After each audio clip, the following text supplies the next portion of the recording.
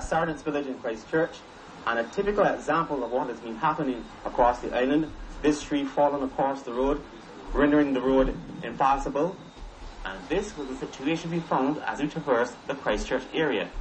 After leaving Sergeant's Village, we headed to Oystons, and there we encountered another obstacle. Just before reaching the city, we changed route and found ourselves in Silver Hill. One of the areas that has been very hard hit is Silver Hill Christchurch. The roofs have been blown off a number of houses, and there's also been damage to commercial entities like this factory.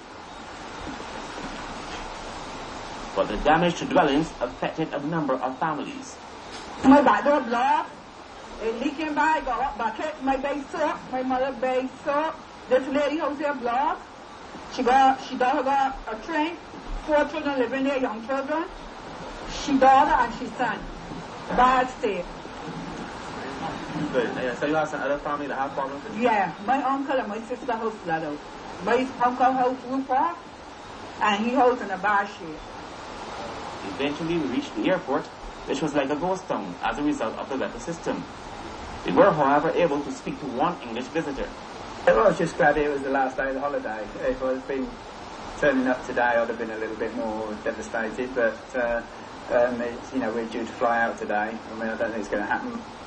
The airport remains closed tonight, and the expectations are that business will return to normal sometime tomorrow. Sean Farrell, CBC News. Well, damage was also reported in several parts of St. Lucie. A family of 16 was left homeless at Lot 29 Checker Hall. Several children between the ages of 2 weeks and 16 were among them. David Sargent says they are hoping to move back into the house which was destroyed soon. We was a little bit shaken up in the house from last night. The house was a little bit shaky, but this morning the high winds came and blew off the whole front of the house and took the roof and blew back on the remaining of the house that was standing. This house at Broomfield, St. Lucie, suffered tremendous water damage after losing its roof. Carlos Mahorn says in all his life he has never experienced anything like it before. Just when it's lightning, rain falling, wind blowing. So the DirecTV dish started to sound a bit funny, so I decided to just go outside to get a check. When I went outside, I realized that the roof was raising. So then I came from my dad and went outside, get some ceiling, try to tight it down to keep it down, but we can't do no more. It was just too much wind. Things was just windy last night. The worst experience I ever had. Meantime, MP for St. Lucie Dennis Kelman says he will be doing a thorough survey of the parish between today and tomorrow after receiving several reports of damage. He says the weather is a sign of a much greater message. This is Noah Del McCall, and it is clear that the great leader has passed, but he has left his memory and he has left a message, and we should interpret the message that it's time that we change our lives. Residents in St. Joseph and St. Andrew felt the full brush with Tomas. Winds ripped off several roofs and felled trees across roadways. Cleanup and salvage operations were the order of the day in St. Joseph and St. Andrew. The high winds generated by Tomas felled several large redwood trees. Some of them blocked the main roads into Bathsheba. This tree made Joe's River impassable for a long period. However, community spirit was at an all-time high, and residents in surrounding villages like Cleavers Hill came with their chainsaws and cutlasses. The biggest one was the one just now, George, over there, so that was a very tree directly right across the road. It didn't really pull down the power lines, but we cleared it away, and we chopped it down. Right there for everybody to take it out. As our camera team of Ronaldo Sargent and Chris Wood moved throughout St. Joseph, they found this house at Parks Road. Tomas had ripped the roof off and deposited it in the road. My accident, the whole roof gone. Right now I got look for the way to put my mother no gone. I don't know where the tent, I was on the phone because the neighbor had just called me. And just as I put down the phone, my son said, Mom, the roof, move here, the roof moving. This morning, like I told myself, we never expected it. But then, like I told myself, on the first time that we got this morning, we realized then that we have a lot of roofs that lost. And so what we're dealing with now is trying to help persons that mostly in need. Over in Belle Plaine, the river overflowed its banks and submerged the road. This house collapsed under the force of the wind. If anybody knows about a freight train, what that sounds like when it's running, We had been like a freight train. That's how. Then the freight train was passing through. The surf along the East Coast was also at its unwelcoming best. Shane Seeley, CBC News. And Barbados emerged from a hurricane watch around 2:20 this afternoon, having been battered by tropical storm Tomas. Prime Minister Frondell Stewart officially gave the all clear as he updated Barbadians about what was being done to assist people affected by that storm. He said hurricane shelters had been opened to accommodate people whose homes had been damaged or destroyed.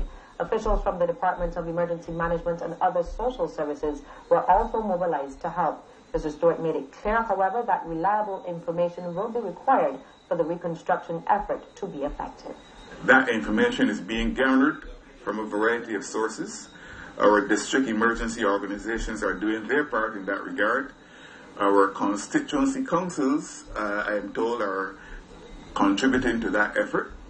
Some of our constituency offices are also contributing to that effort.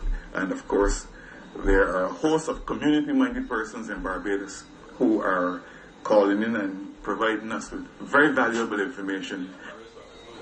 And given the widespread damage caused by the storm, Mr. Stewart said the quality of the country's housing stock is also an issue that needs to be addressed.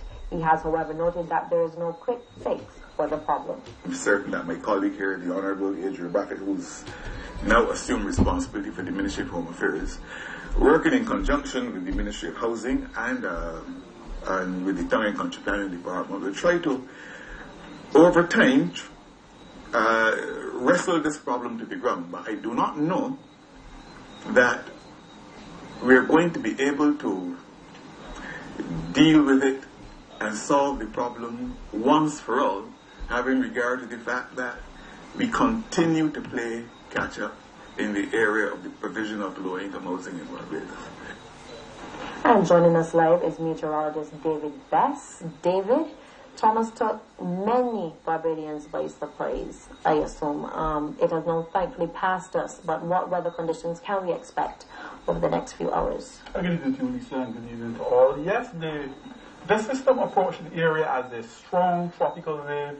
Now, in terms of that rapid intensification, none of our modeling or any of those factors that we use to gauge these systems indicated that the system would have intensified that rapidly. But nevertheless, the worst, quote-unquote, is past us. But there's this large cloud mass associated with the system. The core of activity is to the west of the island chain. It is probably still pounding St. Lucia, Martinique, and those other islands. But there's this extensive cloud mass still just to the east of us, and we're expecting to continue to get cloudy to overcast skies, periods of moderate to heavy showers, scattered thunderstorms, gusty winds. As a matter of fact, there is a flood warning in effect, and that is going to be in effect until tomorrow morning. And an indication of what we had over the past 24 hours, we had as much as 195.7 millimeters of rainfall, which is 7 inches and 71 parts at the airport up to 6 o'clock this evening. We also recorded a gust of over 100 miles per hour. Incidentally, our satellite equipment has been significantly damaged. And I may say that really and truly, yes, Barbados was badly affected, but in analyzing the scenario last night, we had some heavy, really heavy bands of cloud that moved to the north of us, and really, thank God for small mercies. I'll give you further details later. Thank you. So we are under a flood warning until 6 tomorrow. Until 6 tomorrow morning. David Bass, our meteorologist, he will be back with the weather forecast in just a bit, and we'll be back with more news in just a moment.